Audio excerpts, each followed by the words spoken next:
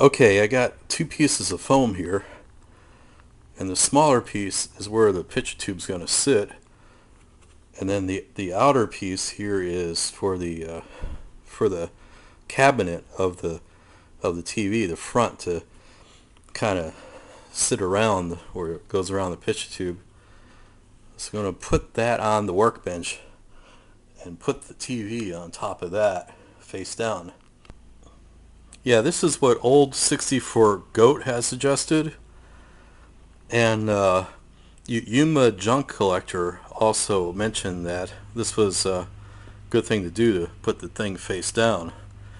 So that's what I'm going to do. Okay, I'm going to start taking the back off of this thing. And I had some YouTube friends tell me that there's some screws on the bottom edge, but I don't see them. I do have the one screw here and the one screw here, and I think that's it. Now there are some. Looks like they're the way these indentations are. Almost looks like there could be some kind of screw, but I'm not sure about that. So the only way of knowing is to actually start doing it.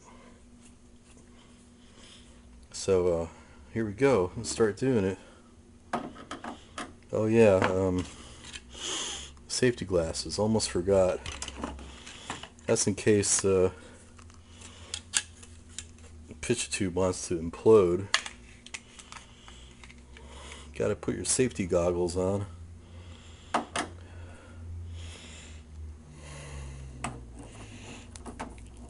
So I'll start taking this off here.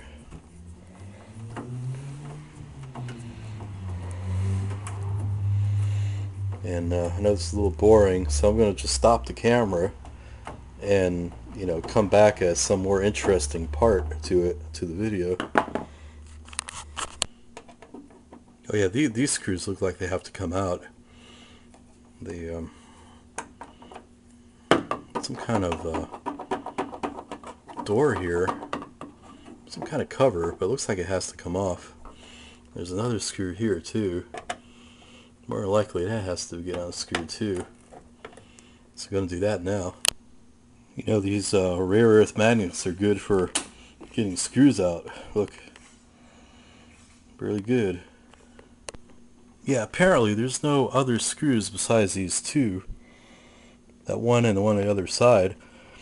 The bottom of the case fits in kind of snugly, but it comes out okay. I got the back off. Got a pesky mosquito just flew in. The noise you hear is the wife working, edging the driveway. I'm glad she's doing that because I didn't feel like doing it, to be honest with you. But I told her, I had this project to work on, and my YouTube friends would be disappointed if I didn't work on this set. So I think she understands. But if you look at this here, get away, mosquito. This looks like a cheater plug, but it's really not. It just kind of slips in that groove like that. And it's hardwired to the circuit board. And this thing is screwed to the board somehow. So I might as well just leave the plug just on there. It doesn't make any difference really. Stick it back in there. And then let's see what holds this here. We got this is our high voltage flyback transformer there. It's a flyback. There's our red wire for the high voltage. And that they put this little thing here to see that. Look at this. They got a thing here that keeps the wire off the picture tube. Smart idea. So we gotta it's a way of getting this anode thing off of here.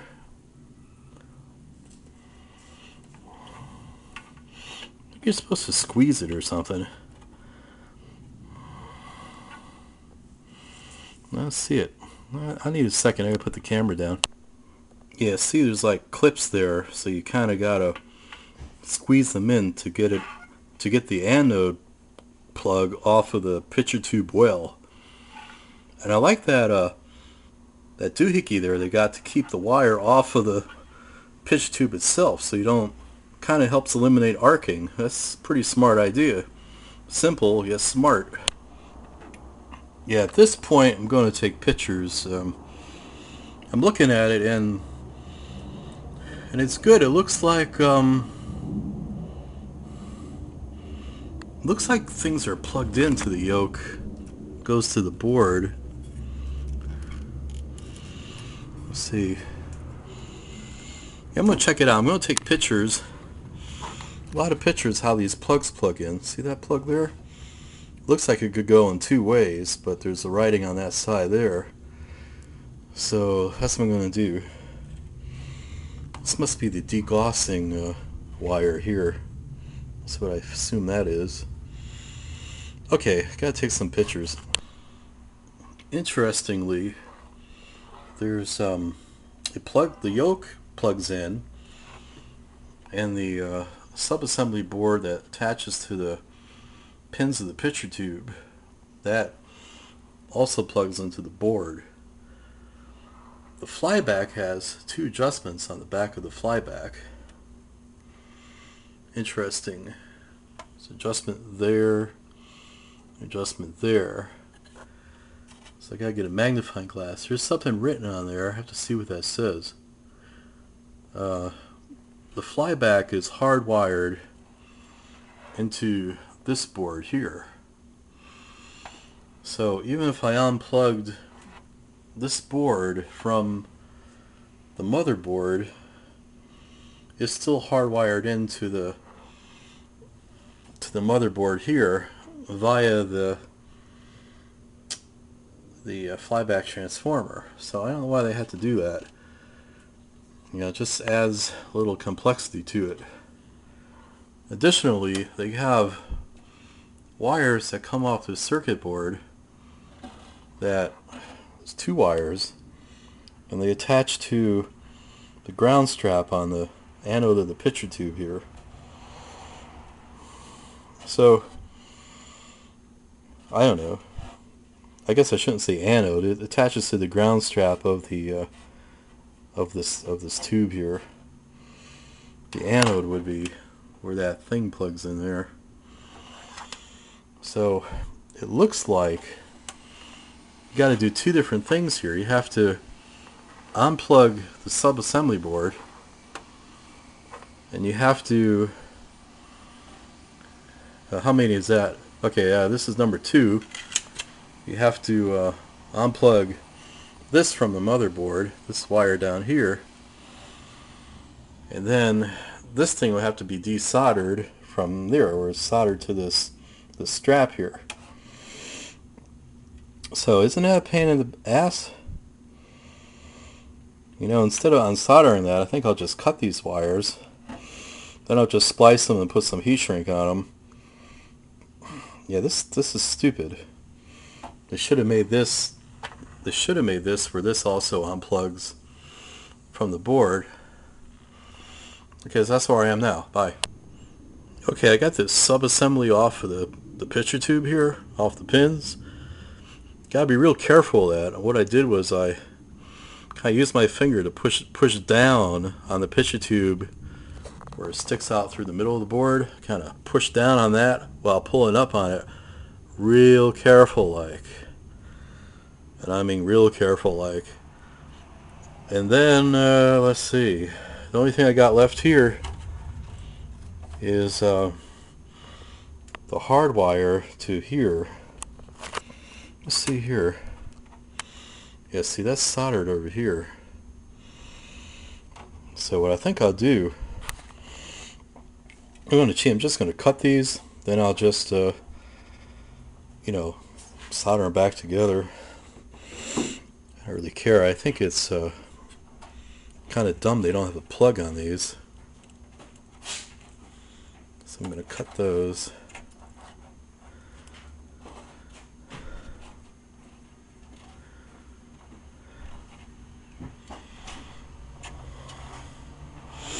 That's one.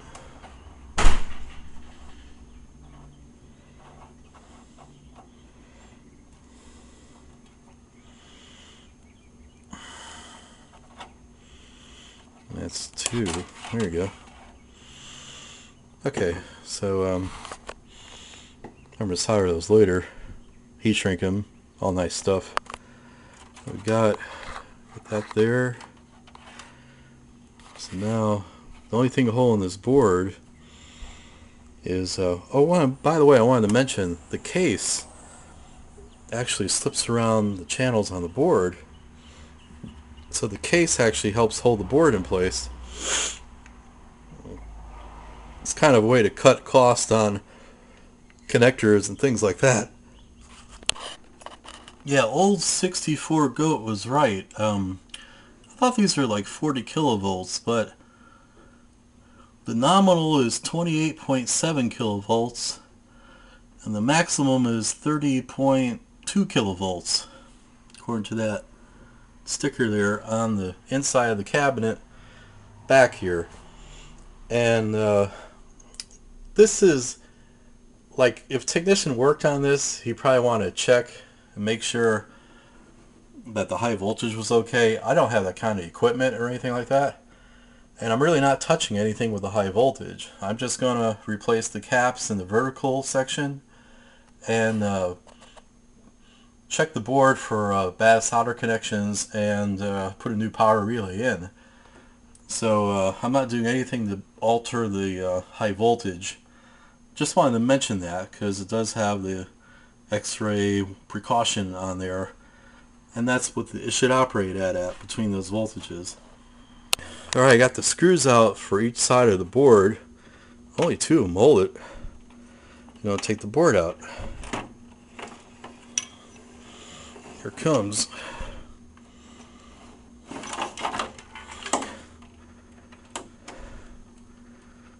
There's still something hooked to it, like the speakers.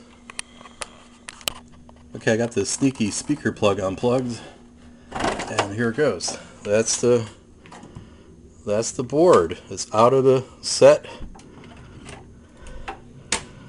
and I'm gonna kind of prop it here against my soldering station, and that's it.